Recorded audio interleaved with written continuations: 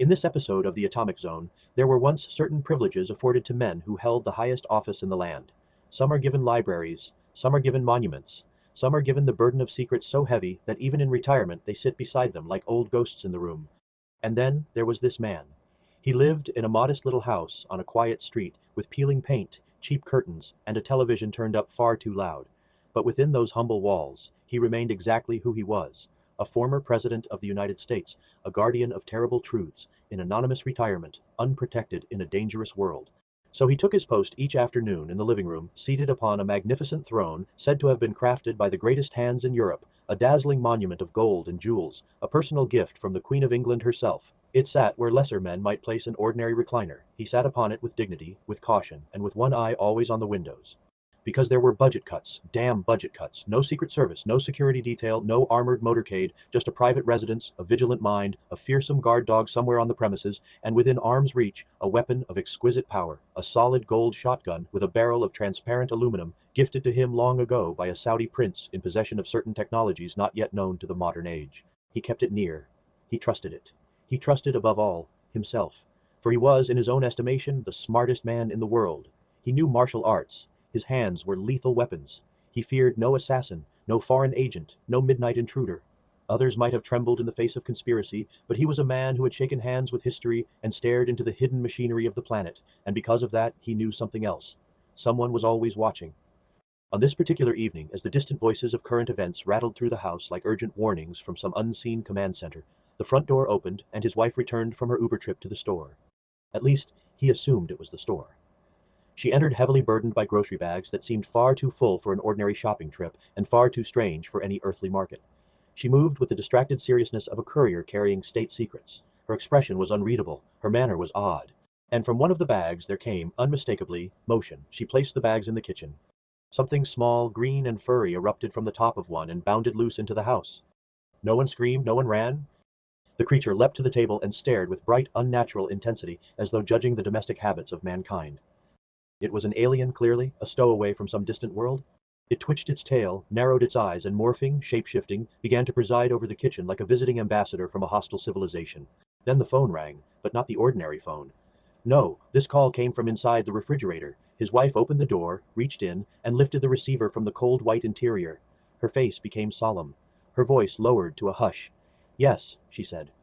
"I understand. Yes, I understand." The alien watched from the table. The former president did not rise. He had seen too much in his life to rise at the first sign of treachery. He remained upon his jeweled throne, eyes forward, mind racing, assessing international implications.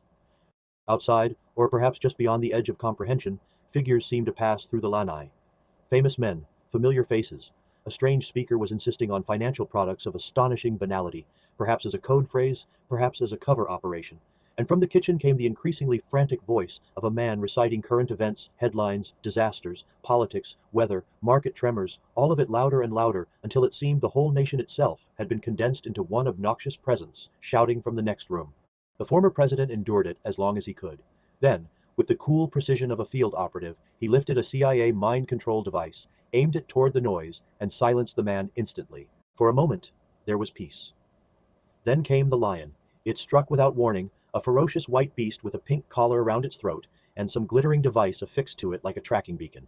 It launched itself at him in a blur of fur and claws and aristocratic rage. He fought like a warrior king attacked in his own court. He seized his sword. He parried. He thrust. He struck the beast away with the desperate fury of a cornered statesman defending the republic with his final breath. The lion withdrew, but the damage had been done. He was mortally wounded. Slumped upon the throne gifted by the queen, chest heaving, vision blurring, he reached for the golden shotgun and found that his hand no longer obeyed him as swiftly as before. And that was when his wife turned. She was still in the kitchen, still holding the refrigerator phone, still repeating in a monotone voice, "Yes, I understand. Yes, I understand." Then she came for him. No loving spouse now, no harmless old woman with groceries. She moved on him with cold, mechanical purpose. He struggled to raise the shotgun. He failed. He struck her instead with the brutal reflex of a trained fighter, one perfect desperate blow to the head. And her face fell off, not metaphorically, literally. Beneath it was the awful truth. A fembot, of course, sent by the Russians. Even in retirement they had come for him. He sank deeper into the throne, weak now, fading, his blood, or perhaps merely his strength, seeping out into the dark folds of evening. The fembot only laughed, a thin, unnatural laugh, and then, as though the assassination attempt had been nothing more than a household interruption, she turned back toward the kitchen. There she addressed the strange little animal in a soothing, maternal voice. "I am your mother," she said, "and I have come to take care of you. You are my son, and I will love you forever." Then she turned slightly, and with casual domestic cheer, asked her dying husband what he would like for dinner. He could not answer. The room spun, the walls bent. The voices retreated down a long tunnel of static and shadow. Darkness gathered at the corners of his vision and folded inward like black velvet curtains closing over a stage. He faded. And then the front door opened. Their daughter stepped inside, took one look at the room, and understood everything. Not the Russians, not aliens, not palace intrigue, not an international plot against a retired commander-in-chief, just mom and dad. An ordinary elderly couple in an ordinary modest house who had, by one small pharmaceutical mishap, accidentally mixed together each other's medications. The former president was not a former president. The throne was not a royal artifact, but a recliner. The golden shotgun was his cane. The refrigerator phone was a cucumber in her hand. The terrifying alien didn't exist at all. The lion had been the family cat, white as snow, wearing a pink collar with an AirTag. The famous shouting man in the kitchen had been the television, blaring the news at a volume better suited to the hearing impaired than the hearing alive. And the fearsome guard dog protecting the estate was a little old beagle asleep in his bed, snoring softly through the collapse of reality. The daughter switched off the television. Silence fell over the battlefield. Then she did what daughters have done for confused parents since time began. She got them settled down, blankets, tea, maybe soup, soft voices, gentle correction, a few tired instructions, a little sweeping up, a little damage control, the kind of quiet heroism history never writes down. Sometime later, with the worst of the panic drifting out of their systems, the old man and his wife sat together and looked at one another. Then they began to laugh. He pointed at her and declared, "You were a Russian fembot with an alien baby." She laughed so hard she nearly spilled her tea, and as if remembering a glorious circus act, said that he had dueled the cat, and he won for once. They laughed harder. Finally she wiped her eyes and asked him, in the tone of a woman not entirely sure whether to be amused or horrified, how in heaven's name he had known mixing up their medicines wouldn't kill them. He leaned back, smiling with the smugness of a man who still believed himself to be the smartest man in the world. "Simple," he said. "I tested it on the pets first." She stared. He nodded toward the other room. They were both high as kites. And there, in the dim and perfectly serious moonlight of a quiet suburban home, the little old beagle rose on unsteady legs and crept across the floor with the solemn majesty of a jungle king, stalking the terrified white house cat, who arched its back and backed away as though confronted not by 12 pounds of sleepy hound, but by something ancient, terrible, and crowned by destiny. The daughter kept sweeping, because age, like youth, has its own adventures. Some are tender, some are ridiculous, some have a kitty cat who thinks he's a lion.